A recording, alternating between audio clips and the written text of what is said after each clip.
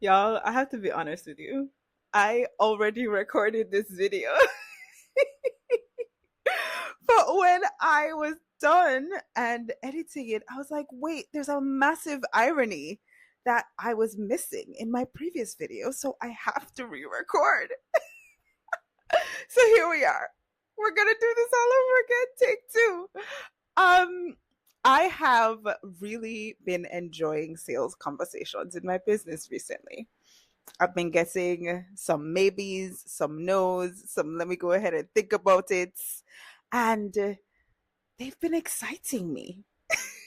they've they've been motivating me. I have been fascinated by these no's, and it's a very interesting place to be because if you did book me on the streets, what, 5 years ago, and said, Chelsea, you are getting no's in your sales conversations. Are you gonna be happy about that?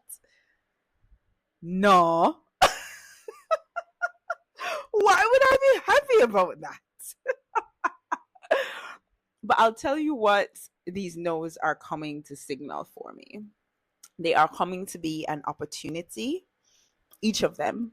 These second guesses, these no's, these maybes, each of them is coming to be an opportunity to use my creative energy in service of my people. And I'm loving the opportunity. I am thoroughly enjoying that opportunity. Okay.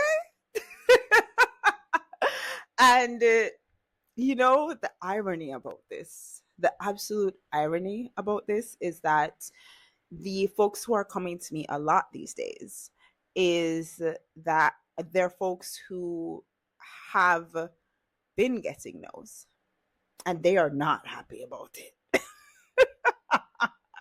They are actually the very opposite of happy because they've been trying to solve this problem for several months now and have not yet landed on a solution. Why? They're very large, over 10K. Some people 50K. I've been talking, like, two prospects that I've talked to recently have audiences over 50,000 followers and subscribers, etc. Between email and social media. So, like, very large and also highly engaged audience because their people show up for them. If they're putting on a masterclass, their people are there. If they're sending an email, their people open and read and click and sign up and show up, right? They're in the DMs. Like, the people are showing up for them. But when they actually open doors, it's a less than 1% conversion rate.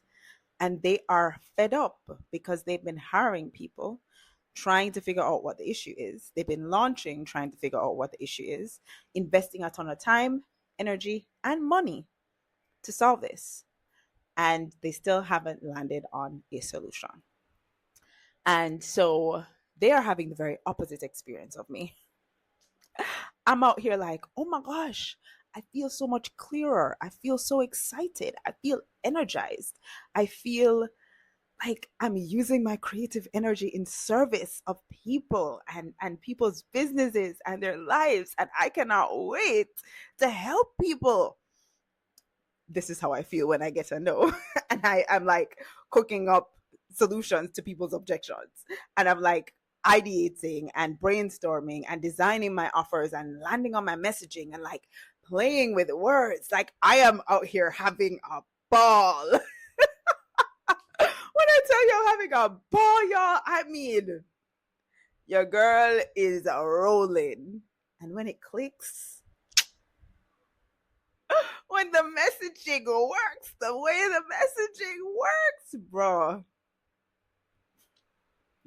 that feeling, like my cheeks hurt right now from how much I'm smiling because that feeling is unmatched.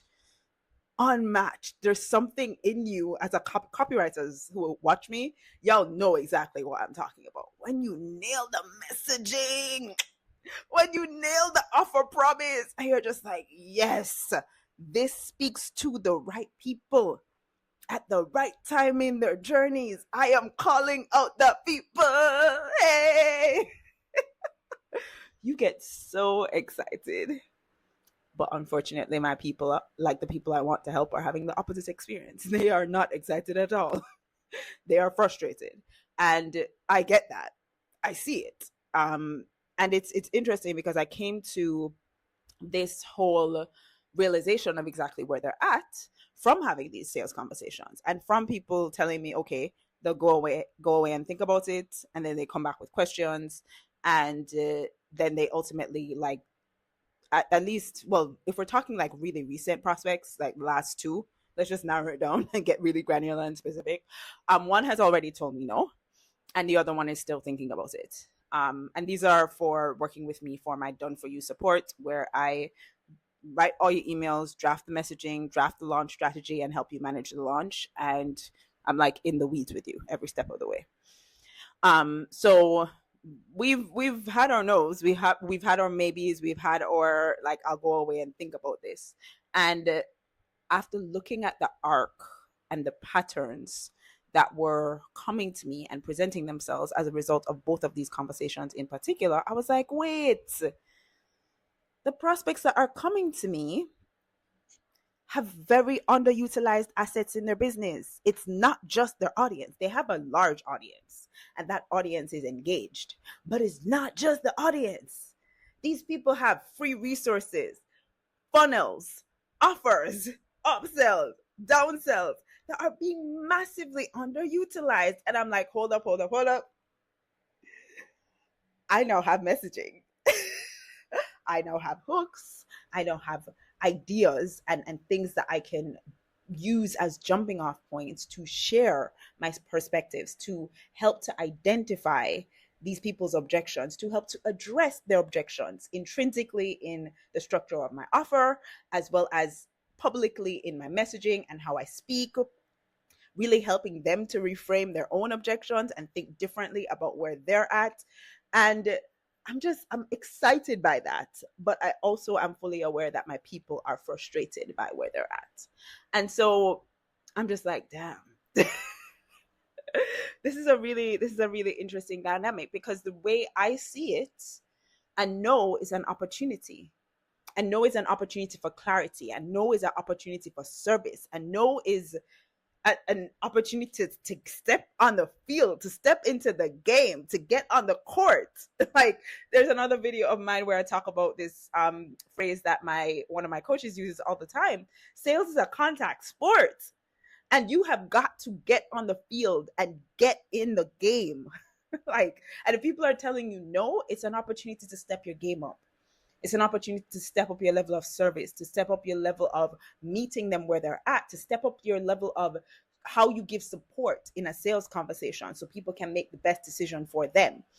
And also note, the best decision is a yes or a no, right? Like, my whole job is to help you decide.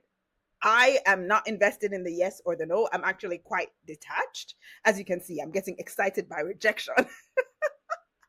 And the reason for that is because I'm very clear that, like, if you say no, this is not for you. And that's cool. I'm okay with that.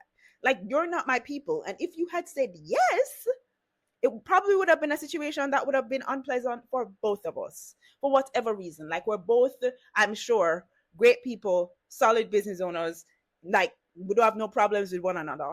And next thing you know, you say yes to working with me because you felt persuaded or coerced or whatever, manipulated or whatever feeling you felt. You say yes to working with me, and then it's a nightmare. And you're unhappy, and I'm unhappy because I'm not able to make you happy. Like, what is this? I better I did say no from the beginning. So I'm fine. I'm fine with people telling me no. Because, like, I'm very clear that I was not supposed to be the one to serve you. And I'm good with that. That is fine with me. Go find another answer to your prayers.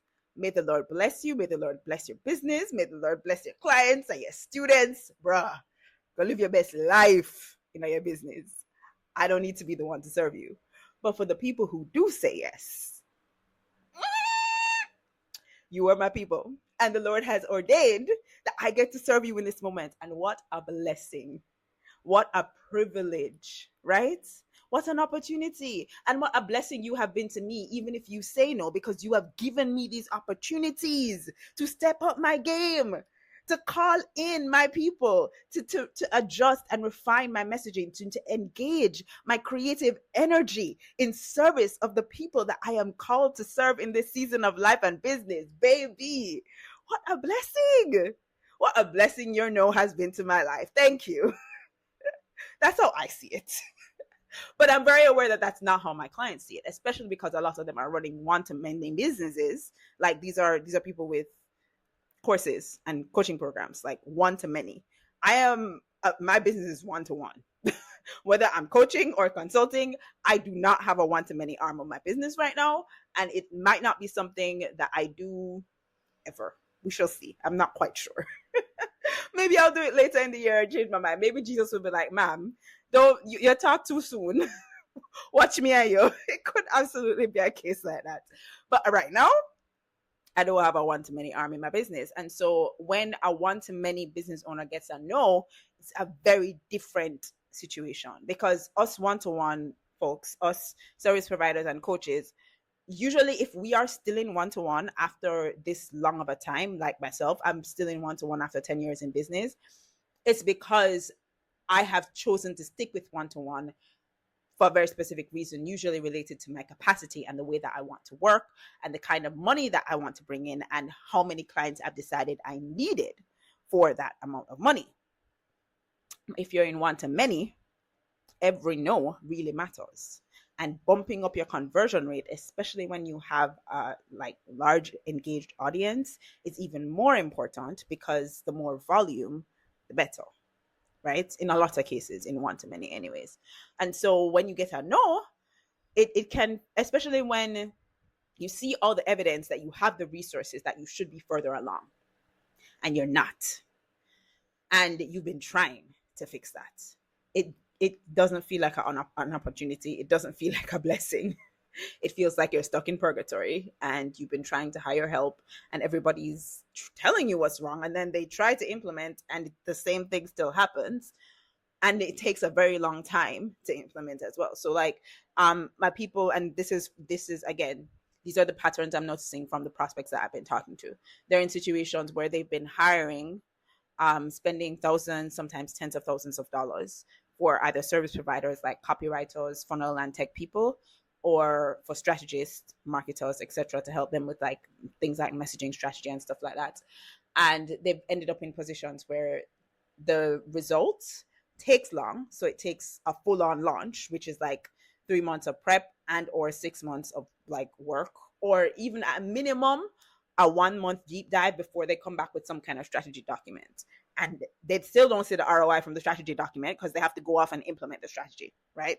So it's it takes a long time. So they're investing a ton of time, but they're also investing a ton of energy, because again, they're either implementing the strategy themselves or they are planning a full-on launch. So that takes energy. And then it's also money that they're spending to hire these people. And the result they're getting is the same as if they would have done it themselves, or they're losing money. And so talk about underutilized assets, hard. And so the no's become frustrations instead of opportunities. The no's become discouragements and hits that they're taking instead of wins that they're locking in, and blessings that they get to lean into and take advantage of. And I feel that for my people. And I think the mindset shift for me that has happened is a bandwidth thing. It's a creative energy thing. I have more creative energy in my business now than I've ever had in my 10 years of business. Literally, I can vouch for that. And it's probably because I'm not in the weeds and in the back end of a lot of people's businesses like I used to be. And I'm fully engaged and focused on my own business. So my creative energy in my business is very, very high right now. And what that then means is that, you're asking me a question about how I deal with fragmented data. That's not really what you want to know, is it? I've got so much energy to spend the time to hypothesize what your objections could possibly be that's underlying that question, and then either refine my offer or refine my messaging to address that objection publicly for future prospects.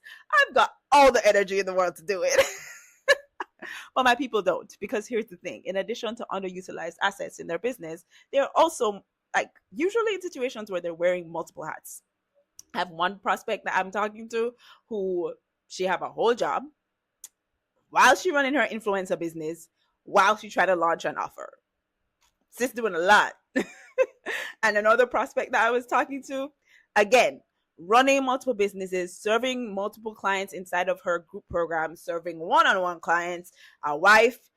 Her mom is not doing so well, so she's like kind of ish considering becoming a caretaker, but knowing that like she can't fully lean into that role because like if she's not financially okay in the business, she doesn't feel like she can take time off to be with her mom and support her mom.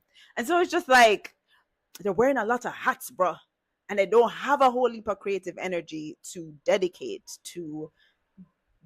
I know, not like me. I have a ton of creative energy to dedicate to a no right now. I get so fired up and so excited because it means that I get to go off and figure out how to help you. Figure out how to help you to make the best decision possible.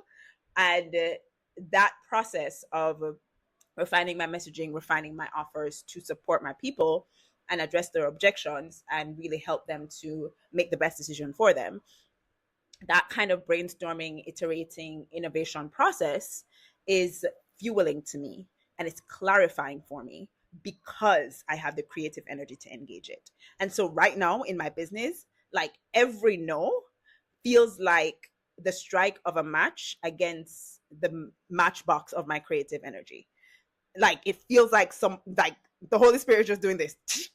And with every strike, like there's a fire. And like I almost don't to use the analogy of like a rocket launcher, it's like with it ignites the rocket, right? And so each time the engine gets ignited and I now have like another rocket booster that's engaged. And when I take off, it feels like I'm just gonna be like flying through the sky. I mean, I already kind of feel like I'm flying. And it's almost like, actually, that's probably the better analogy. It's like I've taken off, I'm cruising, like I'm going through the air like crazy. And with every no, every new idea, every new like question, every new moment of like, actually, let me go off and think about this. Here's why I'm thinking about it. Here are the questions I have. With every single moment like that, it feels like another engine gets engaged, and not another rocket booster gets fired. Ignition happens again, and I'm like, I'm like propelled forward even more. Like I've never felt so much momentum and clarity in my business. To use another analogy, it's literally like Jesus has fired me at an arrow, like at a target. I'm an arrow, and I've never felt more clear, more focused, and more directed than I feel right now. I feel like I'm headed towards a target, and it feels so good to be this clear, this focused, and this energized. Um, and that's what no's are doing for me right now. No's are firing me up. Objections are getting me so excited. Like I'm excited to dig into what's underneath the objection, because they could be raising an objection about data fragmentation, but they could mean something completely different. They could be doubting the like legitimacy of their data. Like, is this actually useful? They could be questioning, therefore, since they doubt that their data is actually useful, whether or not they should actually even be paying this much when such a significant portion of the package is spent on data deep dives and data analysis. I'm energized to like hypothesize and find that out, and therefore adjust my messaging and my package to address that objection. Doesn't necessarily have to remove that objection, right? It just has to address it, like help them think differently about the objection in a way that will either repel them so that they know that they're not my people, or that will help them have an aha moment that will be like, oh, I really like how she thinks about this. She's my people. She's my people. Let me re-engage her. right? That's what I'm fired up to do. That's the work that I'm doing behind the scenes right now. But I know, again, that my people are not in that position. And I think it really comes down to creative energy. I think it really comes down to the boundaries that I've been able to place around my creative energy. Because if I think about it, every single time that I have actually had the energy to engage a no like this, it's because I said yes to this time. I intentionally created this time in my business where I'm not on the back end of so many other people's businesses. Like, this is the way that it shook out, and I'm very okay with that. I'm very okay with the way that I'm working with and encountering clients, students, prospects right now.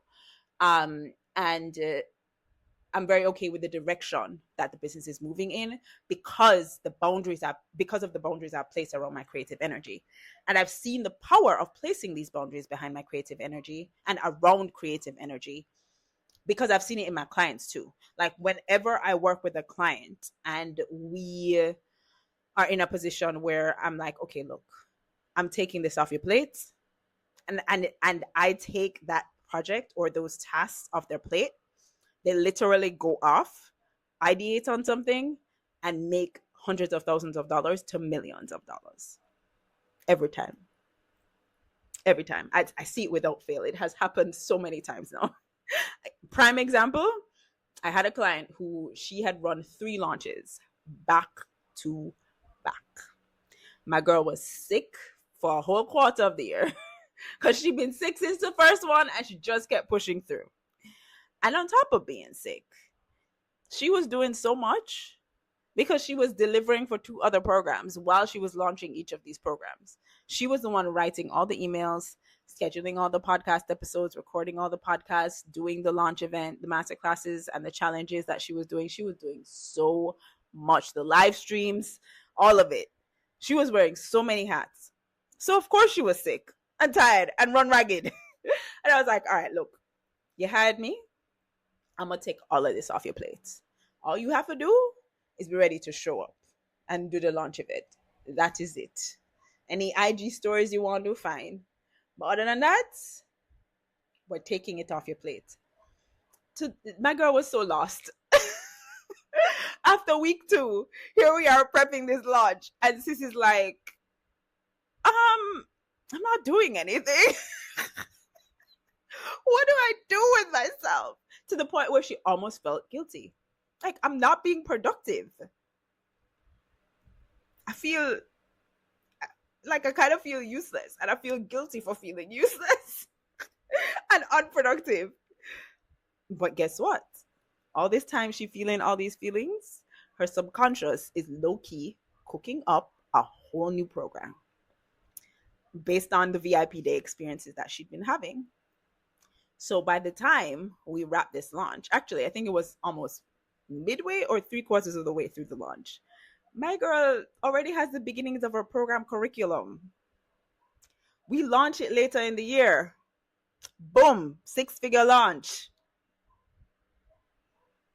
Every single time I give my clients the gift back of their creative energy, magic.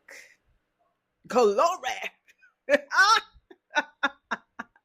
Seriously, like, more people served, more lives impacted. And I think creative energy is such a premium fuel in our businesses that we take too lightly. We give it up too easily.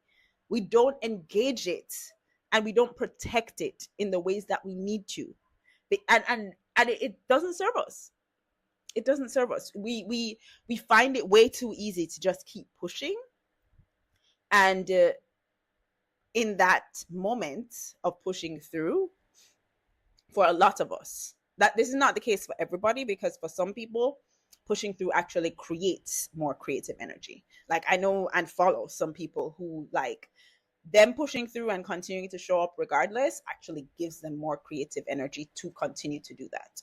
But there are some of us, and I am firmly in this camp, that if I push through, I ain't got no more creative energy to do nothing, bruh. The tank is on negative. She empty. She been empty. She cannot help you. She cannot help you. And I think that's where my people are at. I think that's where my prospects have been. And so I feel the sort of weight of that for them. And I'm like, we have got to put your creative boundaries back in place. We have got to get you back your creative energy. We have to restore that to you so that you can lean into it, and that the no's don't become things that drain you, but they actually fuel you and position you and direct you towards the people that you need to serve most, and away from the people who actually will not get the best results from working with you. The people who will have a nightmare experience and cause you to have a nightmare experience, not because the program is bad, but because they're just not the best fit. They don't have all the qualifications.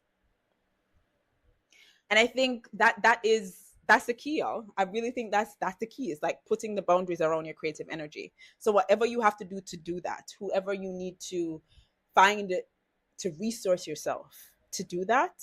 Because a lot of the thing too is that a lot of my clients are in positions where they are hiring help for these elements of their launches and these elements of their businesses, but they're not hiring help to buy back their creative energy. And I think there's a shift that needs to happen there. That's what I think it is. I think because if they had the creative energy to lean into this, to lean into these no's, they would have done it a long time ago. They would have innovated a solution a long time ago because they are close to their people. They know what their people are going through. When you look at their copy, their social media content, they are very, very clear on who their people are and who they're helping. They're not muddy on that. It's just that for whatever reason, there's something that's missing. And they could have figured this out if they had their creative energy on lock, if they had it fully available to them. But they're in positions where they can't. And so this is my encouragement to anybody who is listening, who is in a situation where you are getting no's and they are draining you. You are in conversations with prospects and you're just getting a lot of no's and it's not moving your business forward. You're not selling the way you want to be selling. Your conversion is below 1%. And the assets in your business are not working to serve you to get back to that place. First step, get your creative energy back. Because once you get it back, you can engage those no's in a way that will lead you to understand what are the underlying objections. Is the objection about price, right? And if it's about price, what are the competing priorities that they're not willing to pay that price, right? And are those priorities things that indicate that this is your person or not your person? And if it is your person, how do you adjust messaging to speak to those priorities, right? Like, so that you can attract the people you need to attract and repel the people you need to repel. You get to lean into and answer those questions when you have creative energy to do that. When you don't, it's hard. It's hard. It's not hard. It doesn't happen, period.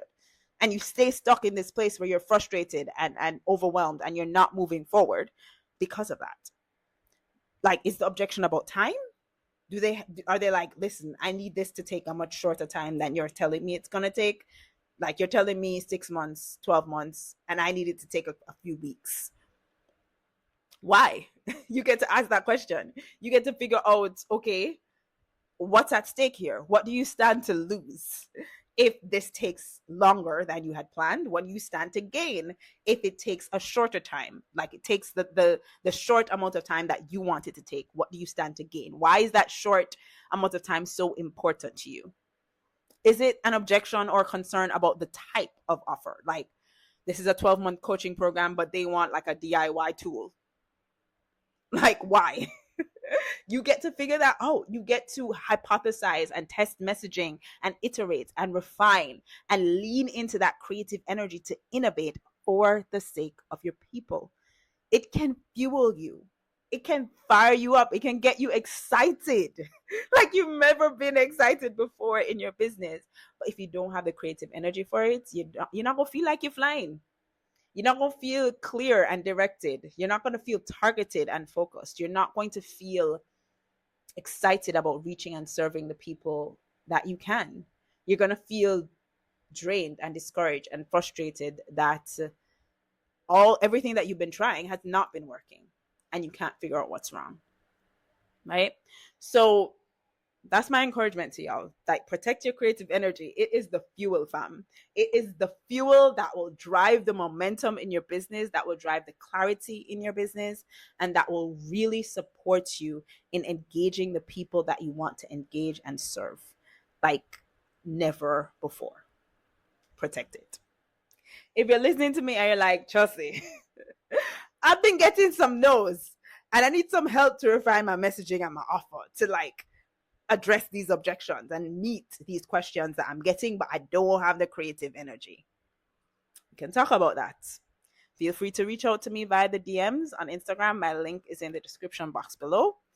Also, super happy to talk about this on my consultation hour.